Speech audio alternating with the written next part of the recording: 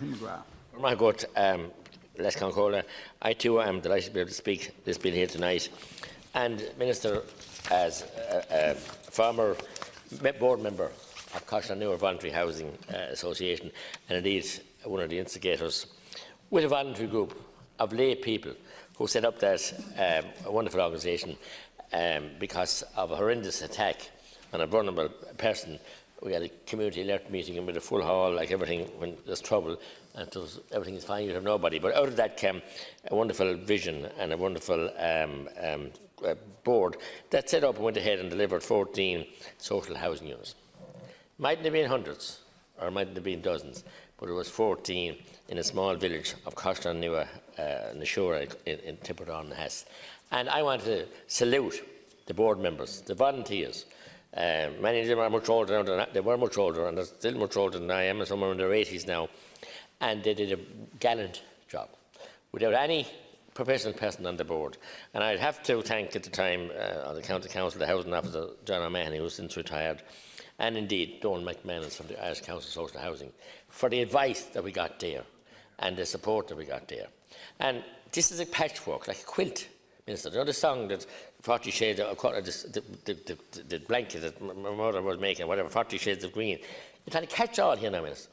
And small bodies do an excellent job. Some of the bigger ones do a good job too. But the thing has changed so much. I spent many years on the board of the ICSH. And I met people like, name eludes me, of the Ivy Trust. God, he was the chair of the president, one of the lovely man, the name eludes me. And they worked at Daydew here in Dublin, did. And many other small groups around the country that grew up. Ninatal, Curl, Kayla, of the people, by the people, for the people. And provided, we have 14 houses built. And in that side, we went on to build another 3 special needs ones afterwards. And we built them in a field that we procured from the County Council.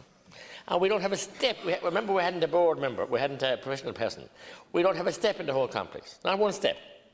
All level, access level. The County Council built houses in the same field, and the other half of it, and they have 11 and 12 steps up the houses, and bad steps. Some steps then as bad as in the chamber here, and give 5 or 6 years building the houses. Left them unfinished for 3 winters. We built it in 14 months, start to finish. No professional person on the board. We hired in the expertise, and we had a very professional engineer and architect, Liam Long, at the time, and we hired in that expertise. But we got great support from the council at the time, so I'm just saying it can be done. And the Mehel, sense of the Mehel, doing something for ourselves. And the pride is one of the proudest things that I've ever been involved in public life. And I'm involved in community alert since 1986, second one I set up in the country, and it was one of the most satisfactory. And the conference has come up in 2 weeks' time in Wexford, I think, and I hope to be at it. And there are many, many small groups. But what I did see happening then, after a while, and, you know, bigger groups started coming in and more muscle power, and the whole dynamic of the board of the ICSH was changed. And the bigger groups, and you have them, many, many names, different names, and came in from abroad and everything else, they were welcomed. But I did see, you know, an imbalance then coming into the whole sector, where the bigger groups, and like the number were there, and set up by the famous brother, Respond and Cloud and Fusca, and you name them. There's a plethora of them now. And they need regulation, certainly. All groups need regulation, and we do as well. But regulation has just gone bananas, Minister. Absolutely bananas. We would have 2 more schemes built, I'd say, in our own group, in Coshlannewer, if it wasn't for all the regulation. We spend more time now in compliance than we do about talking about the needs of the people and further projects. It's just overburdening. It's like everything else in this country, just overarching a reach of the department and departments and the regulations. And someone was necessary, certainly. And accountability, every penny had to be accounted for, and rightly so, and should be. But by God, we were accountable, and there was no waste. I told you we built it and what time we built it, and I told you it took the council 6 years to build it in the same field with a dog's dinner of our project in comparison to what we had. And I said we had no architects on board, and we had no nothing, we only lay people, but we hired it in. And we got the funding under the CAS funding, and we were delighted to get it. And we kept it in budget, because we had no choice. But I'm just saying, there's too much regulation that's coming here now, and it's a catch-all effect. And I believe that we'll have to, you know, go back to the drawing board, Minister, and ease up on that. And it got streamlined around the time we did it back in 96, sorry. And we cut out, there was about 7 different sections in the Department of Environment that were dealing with it, all over the country. And about 3 or 4 years later, after a lot of lobbying from the ICSH and others, that number of offices and different places that it had to go to was cut out to 2. But gradually again, when the recession came on and everything else, all these mandarins have put their hands on it again, and there's now 4 or 5 places that you have to go to as well, so no need for it. They're not helping a lot of the time, they're making it more difficult. We must support and salute in the vision of the late Canon Hayes, that he said it's better to light a candle than curse the dark, and his spirit of helping each other with ESB and with putting rural electrification and everything else. We must support it, and we must support the groups, and we can't be smothering him with regulation and everything else, because we can't be smothering them. We must be sure that they're supported and they're helped and they're and everywhere, and we must lift this whole cloak of regulation that has come down on top of them.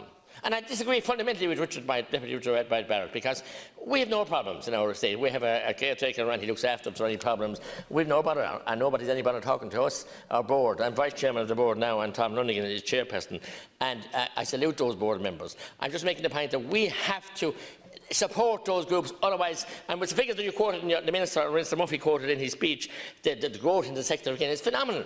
They can do it. We're not talking about launches and talking about rebuilding Ireland and all these other things. You're talking about big reports and nothing happening. Nothing built.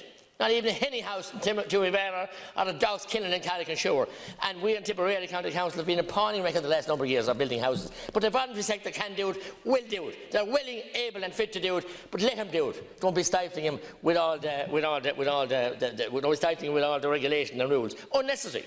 Just totally overarching and stifling him. I think I have to concede to my colleagues, but Minister, I mean, it's one of my passions when I was involved in it, and there's energy to do more, but it's over-regulated, totally over-regulated, and that's very, very disappointing, and you must know that. And it's not criticism of the officials here, but there's just too many units in the department that you have to go through, and you have the Department of Housing now, and you have the DOHG, and look, there's just too much. And we're killing the initiative of ordinary people. But that's happening also in all clubs and communities, because we have regulation after regulation after regulation, and we're having a better society for it. And let the people who want to do it, the leaders, the visionaries, who want to put the houses in place and build for ourselves, and don't be stifling them.